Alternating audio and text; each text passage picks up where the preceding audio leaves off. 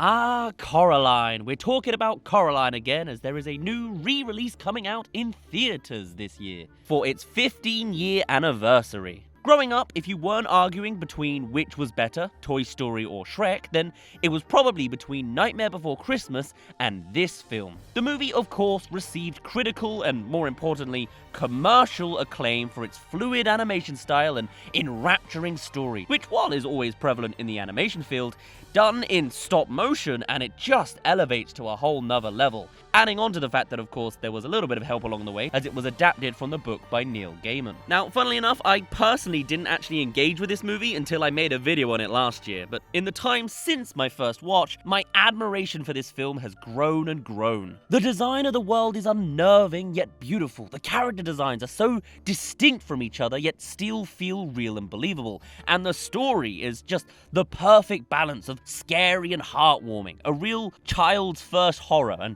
to be fair, it's a pretty horrible one if it is. It's a film of contrast, and I just love it for that. However, despite it being 15 years later and we've got all sorts of praises to say now, the film back then, 20 years ago, almost didn't get made. So, on the eve of its 15th anniversary re-release in cinemas, I wanted to take a little look through some button eyes at what makes this film so special, the road it took to get made, and why it stuck around nearly 2 decades later. To be honest, I was planning on talking about it again come October time for Halloween, but hey, if they want to re-release in August, you go for it, I guess. Not quite what I would have expected, but there you are. Now, Laika as a company was started with investment from Phil Knight, the CEO of Nike of all things. You never would have thought initially that Air Jordan would have funded this, huh? His son, Travis Knight, why does everyone sound like they're a Shovel Knight character? His son, Travel Knight, worked at the company when it was known as Will Vinton Studios, and fun fact, Travis, who quickly became the lead animator for the film, is now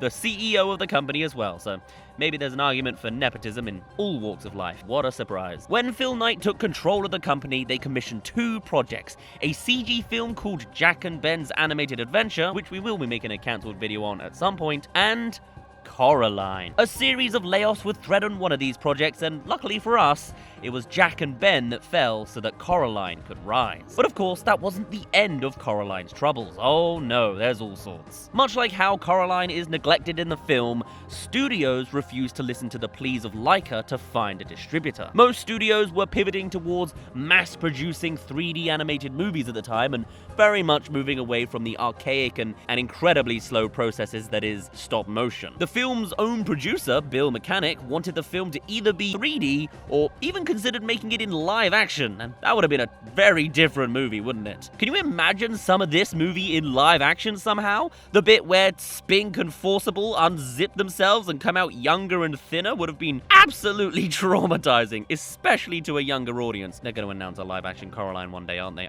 To be honest, that's just capitalism manifest. I see it coming anytime soon. I'll put it on a bingo card for 2028 or something. The idea was even floated of combining 3D and stop motion, using 3D for the real world and stop motion for the other world, which, to be honest, I think is more intrinsically interesting for an art style. Additionally, the presence of Coraline herself as a female protagonist back in, 2009, caused some studio bigwigs to be just repulsed by the film. I guess back then they just didn't know that girls go and watch movies too, right? However, these pressures were eventually overcome thanks to a steadfast creative team, and the film would eventually get released to cinemas, becoming the 3rd highest grossing stop-motion movie of all time, right behind Chicken Run and Wallace and Gromit: The Curse of the Were-Rabbit. 2 movies that also scarred me as a child. I don't know what it is about stop motion, but man, is it mostly unnerving. The team behind this created this gothic fairy tale feel for the other world, separated from the grayer color palette of the real world, and it's done to a degree that you as a viewer can't wait to go with Coraline back to the other fantastical realm. It just all works so brilliantly from an aesthetic perspective to really get into the mindset of Coraline. Not to mention all sorts of million thematic and small details that I'm sure I've gushed about in the past, and if not, I'll happily do it again. It's a real testament to the creative vision of Henry Selick, the director already famous for 2 other monumentally creepy films,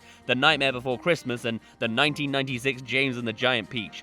Sidebar, we were shown the James and the Giant Peach film in primary school. I didn't sleep for weeks after seeing that centipede. Gave me the heebie-jeebies. Why do schools like to traumatize us when we're not having to learn direct curriculum? The entire film takes place in and around the Pink Palace, a collection of apartments in Portland, Oregon. It's a pop of color in the otherwise dreary-looking real world that the story starts in. This is where Coraline and her parents moved to, supposedly to relaunch the Parents' Gardening magazine. Bored and ignored by her family, Coraline is then given the task to go and explore their apartment. Shout out to the set designers for making this building pop and feel lived in. In addition to those roles, the force of animators reached as many as 450 individual people working to create the movie, made easier by the embracing of some new technology, namely 3D printing, which allowed the animators to specifically print expressions for their characters, with as many as 6,000 unique faces being produced for the movie. Eventually, our titular heroine ends up meeting the unique and bizarre inhabitants of the other apartments, which, by the way, really stood out to me on this rewatch. I almost think that you could base the entire film around her just talking to this colourful cast of characters. It really is a testament to fantastic writing that even some of the side elements of these weirdo, wacky characters on the side are just so intrinsically interesting, you know? Eye candy for every single frame and every single soul. You could easily just have her going from apartment to apartment, hearing the backstories of these people. I mean, I'd watch it. Maybe kids wouldn't, but hey, I went to film school, so take that, children. We first meet YB, short for the rather depressing name Y Born, or YB Born, a character specifically created for this movie and not found in the original novella. Apparently, the creators felt that Coraline needed someone to talk to, but he also helps establish some of the mystery of this place. In their first interaction, we learn that he's built his own motorbike, lives with his grandma, and maybe talks a little bit too much. It's at this point on my rewatch that I found Coraline to be slightly grating. Maybe it's because I'm getting older, but I found her to be very confrontational with both YB and her parents. Then again, it's this conflict, particularly with her parents, that makes her seem like an outsider and what drives her to the other world in the first place. So I suppose it's just that way for setup purposes. And hey, maybe I'm just a grumbly old man complaining about today's youth. Who knows? I'm currently under a duvet. Can you tell from the audio difference in quality? I'm a little out of office, and this is the best I could do to make my audio sound normal. Hello there! Thank you for making it to the halfway mark of this video. You know how this goes at this point. Do come along and subscribe if you haven't already. If you're interested in other... it's not a new movie review, just an old movie gushing for an anniversary video. That's what this is. But the most official one that it's actually getting a full-on re-release. Anyway, if there are any other topics in the animation movie field you'd like me to cover, do let us know down in the comments below or over on our Discord server. Maybe next time I talk to you, I won't be under a duvet. We'll be finding out soon enough. But either way, thank you for making it halfway, and now I'll let you get back to the rest of our thoughts, as well as the problems that were in tow for Coraline. 15 years later. We then move on to meet Spink and Forcible, a pair of aging actresses memorably portrayed by Dawn French and Jennifer Saunders. Known as a double act over here in the UK, these two were actually playing the opposite roles in the first place, but switched halfway through production. Additionally, it wasn't until I started researching this film I realized how vital these two characters were. A lot of the work on the film has revolved around these two characters, as they are the sole reason why this movie is set in Oregon, along with Laika being based there. In the book, the action takes place in a rural English village, but when they transposed the book to America, they wanted to keep these characters British. So Henry Selick asked the question, why would these two old actresses be in the middle of America? And the answer was, the Shakespeare Festival hosted in Portland. It's because of these two eccentric old women intent on reliving their glory days that this film takes place where it does, and that's just a pretty cool fact. I just find that absolutely fascinating. These two largely unimportant characters have defined this movie's setting. Along with that, these two ladies apparently caused quite the stir with the ratings board. I am, of course, referring to the scene in The Other World where the two actresses perform high-wire acts in very minimal costuming for their performances. Jiggle physics aside, this sole scene caused a lot of discussion at Laika, fearing that they would get in trouble for showing this level of animated skin. Neil Gaiman was the one to suggest that they take away a reaction line from Coraline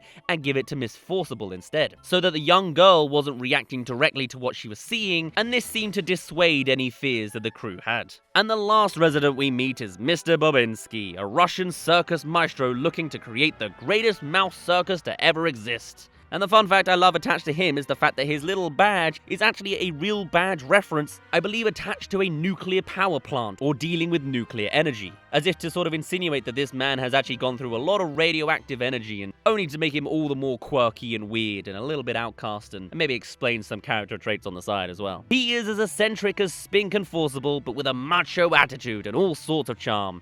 No doubt in part to the voice talent of Ian McShane. And honestly, just going through it like this, the variety in these secondary characters is unmatched in most other movies. Even though you could take them out and replace them with another equally unique personality, they feel like they belong in this movie and in this world. And they're only strengthened by their otherworldly counterparts, and I suppose that brings us right on nicely to the other mother.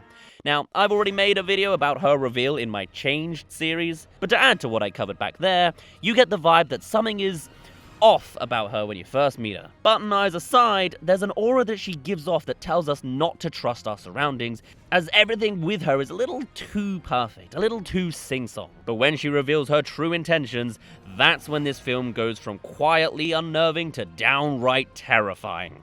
It's no wonder that a lot of kids were scared of this film growing up. This just turns into a straight-up horror movie by the end, almost slasher-like. The other father turns into a squash and gets drowned by his own mantis lawnmower. Spink and Forcible's dogs turn into vampires, and Bobinski becomes a headless corpse that is being animated by a rat. That is terrifying. How did they get away with that? Forget the skin thing. And not to mention the other mother's final form. Cracked face, angular features, spider-like needle legs, it just makes your skin crawl. She's a terrifying creature that I'm sure has made cameo appearances in kids' nightmares for some time. So why, beneath the impressive art direction, fear factor, and production problems, has this movie endured? I think it's all to do with Coraline as a character. She's an outsider for the outsider's generation. There are people like her in the world that don't feel listened to. In fact, she says that herself several times, that she doesn't feel listened to or seen by those around her. She is a strong girl who just wants to be accepted by her parents and hopefully find some new friends along the way. It's her journey to accept the reality that she has, even if it's not perfect, that makes this movie so strong. It's that classic fairy tale moral at the core of it, that theme of acceptance in the face of imperfection, that I think means this movie will remain timeless. It's not just a matter of she goes out to get the thing and then she gets whatever she wants. She comes to learn that what she has is pretty damn good on its own. It's a bit more of a nuanced and mature messaging to maybe some of the more standard adventure stories for kids. And for that as well, I think that makes this movie very, very timeless. That and the repopularization of yellow raincoats. It's either this or it that gets that, really. Makes for an easy Halloween costume, I suppose, one way or another. Hiya, Georgie. Even still, 15 years later, while they were an outsider in their narrative, nowadays they're very much in with the cool kids, but also a weird spin-off. Stop motion as a whole is still the underdog niche content, but Coraline stands as one of the very best of the best in the genre. It had all sorts of production problems early on and during production, not to mention I'm sure it's just so much to endure just making the movie in the first place in this format. But it is a super success story that has finally come out in some form, and nowadays doesn't have all that many problems, apart from the fact that the creator of the books just got ousted for doing a lot of awful things and practically being cancelled. Maybe it's just on theme that Coraline has problems every time they try and aim for the big screen. Yeesh. Regardless, it endured all of its other hurdles, finally getting made and having a great rendition and a cult classic these days, so that it's no wonder that 15 years later we're coming back to run it again. A whole new generation of kids are available to absolutely traumatize with a big gigantic spider on a big gigantic screen, so why not? Even if it is a few months early for Halloween, happy anniversary to Coraline. Probably my personal favorite stop-motion animated movie, but there's not a lot anyway, so what can you do? Laika as a studio has been relatively successful, but they still need their Nike connections to stay afloat financially, and really, they're always going to be the underdog outsider of the animation studio, but eternally timeless and important nonetheless. Perhaps it's the most thematic studio you could possibly have for an IP like Coraline. And I wonder where the future of Coraline goes from here. Is it going to be that potential sequel they talked about? Or maybe we are getting live action. Honestly, I wouldn't be surprised. On that note though, I'm going to end things off there. My name's been Daz. Thank you very much for joining me under this duvet. I hope it doesn't sound too bad, but let me tell you, I've got sweat dripping off my chin at this point. It is stuffy in here. Do let me know your thoughts on Coraline, and whether you're going to watch this in theaters now that it's actually available in theaters again. And for now, I shall see you in a little bit.